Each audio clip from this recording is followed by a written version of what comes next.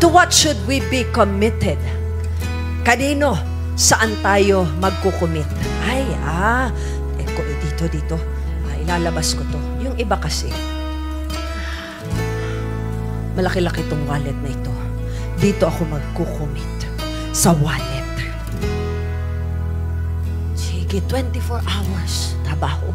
7 days a week. Wala nang Sunday. Nakakumit ang buhay ko sa wallet ko. Maraming ganon. Amen. Ba't wala ka nung Sunday, sister? Kasi hindi ko maisara yung pwesto ko, sister. Nakakumit sa wallet. Bakit hindi ka nakapag-serve? Kasi, pastora, kasi yung kailangan kong kumita talaga. Wala namang masama doon. Pero yung 1 oras, 2 oras na ikukumit mo kay Lord, hindi kawalan. Amen. Tutubo ba itong halaman pag dito ko tinanim sa wallet? Subukan nyo nga. 1 buwan, sige. Lagay nyo sa wallet nyo yung halaman nyo. Huwag nyo tutubigan, huwag nyo lagyan ng lupa, huwag nyo paarawan. Diyan lang siya sa wallet lang. Tutubo ba yan? Hindi. Amen. Yung iba naman, ano ba meron dito? Ikukumit ko buhay ko. Aral na lang ng aral. Walang masama sa pag-aaral. Amen. Mag-aaral kayo, mga estudyante. Amen. Tapusin yung pag-aaral nyo. Amen. Pero kung hindi mo sasamahan ng commitment sa pagdalo sa gawain, tutubo ka ba? Hindi. Subukan nyo rin. Itanim sa notebook, sa papel. Ang halaman na yan, tutubo? Hindi. Mamamatay din. Amen. Okay, subukan naman natin yung iba. Maganda ito, maganda ito. Uy. Gadget. Itatanim ko ang buhay ko sa gadget. Sa laptop ko. TikTok dito. TikTok doon. Facebook dito. Facebook doon. Naitanim ang buhay sa gadget. Tumatawa kayo. Tutubo ba? Lalago ka ba? Uunlad ka ba? Maliban na lang na ang negosyo mo nasa TikTok, okay lang yon. Pero wag kukunin lahat ng oras mo sa pagnenegosyo sa TikTok, sa online. Amen? Dahil kahit anong gawin mo, hindi ka lalago. Pag dyan mo itinanim ang buhay mo sa online. Amen? Walang lumalago na buhay pag tinanim sa online. Amen? Tutubo yan. Amen? Uy, meron akong tinapay dito. Masarap kumain. Ilalagay ko, ikain ko na lang ang mga stress ko. Ikain mo na lang yan, iinom mo na lang yan. Wala din yung problema mo. Subukan niyo nga ilagay sa pagkain, inumin ang buhay ninyo.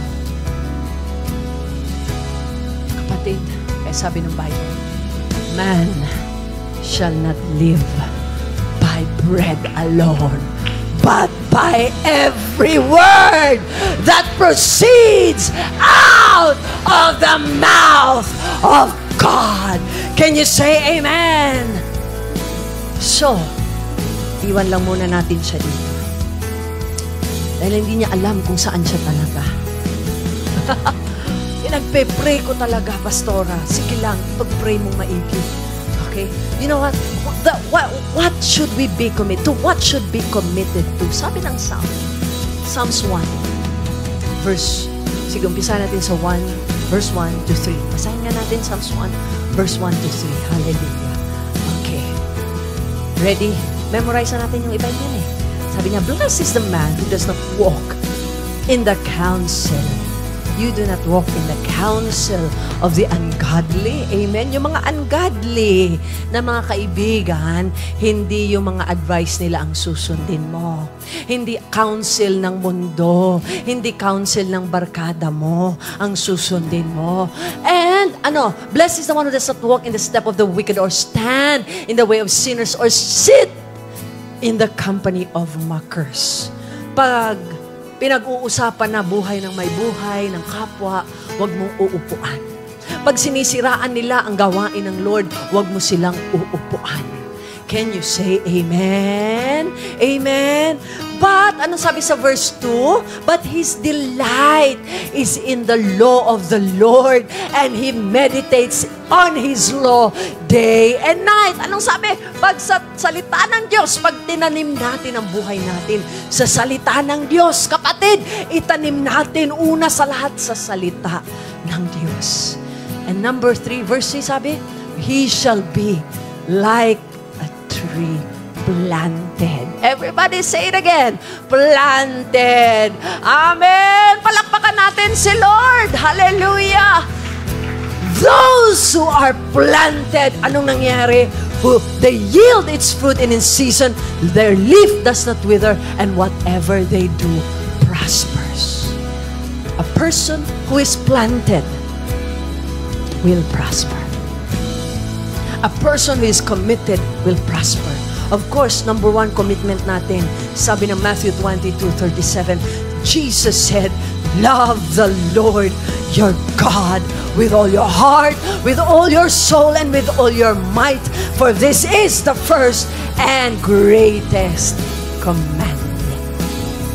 Sa salita ng Diyos at sa Diyos tayo una magkukumit. Can you say amen? Dahil ang Diyos, sabi niya sa 2 Chronicles 16 verse 9, sabi ng Chronicles, the eyes of the Lord looks throughout the earth. It ranges throughout the earth. Naghahanap siya sa buong mundo. The earth to strengthen those whose hearts are fully committed to you. Naghahanap ang Lord ng mga taong committed sa Kanya. At sabihin mo ngayon, ako yon. Hallelujah! Palakpakan natin ang Lord. Amen! You know what? Once you commit to Him, sabi niya, He will strengthen your heart. He will strengthen your life. Once you commit to Him, He will strengthen your family. He will strengthen your finances. He will strengthen your faith. Those who are fully committed to Him. Can you say amen? Pangalawa, to what should we be committed? Pangalawa, Hebrews 10:25. Kaya ano sabi doon? Let us not give up meeting together. We must be committed to the church. Everybody say committed to the church. Una kay Lord ka nagko-commit. Pangalawa, dahil meron siyang church, we are the church. Amen? Cup building, 5th floor is just a venue. We are the church. We must commit ourselves to the church. And you are the church. Eh, sabi mo sa katabi mo, I am committed to you. Ooh. As a church, sabi ng Bible, let us not give up meeting together as some are in the habit of doing, but let us encourage one another, and all the more as you see the day approaching. Sabi mo ulit sa katabi mo, do not give up. Do not give up. Amen. Don't give up on the church. Hallelujah. Ay, ayoko na dyan sa church. Kasi ganito, kasi ganyan. Let us not give up coming together. Can you say amen? Ay, ayoko na, hindi ako pinapansin dyan sa church. Ang gulo-gulo dyan sa church. Let us not give up meeting together. Ang hirap-hirap umakyat dyan sa 5th floor. Let us not give up meeting together. Woo! Dami-daming pinagagawa sa akin. Let us not give up. Nahihiya na ako. Let us not give up. Palakpakan natin si Lord. Kaya, sabi ng Bible, those who are planted in the house of the Lord shall what? Flourish. We must be planted in the house, because in His house, that's where His presence comes. We must be planted in the presence of God. Amen. They can take the house, they can take the car, they can take the position, but don't let anybody take you away from the presence of God. Can you say amen? Because that is the place, the church, His presence is the place that God created for you to flourish.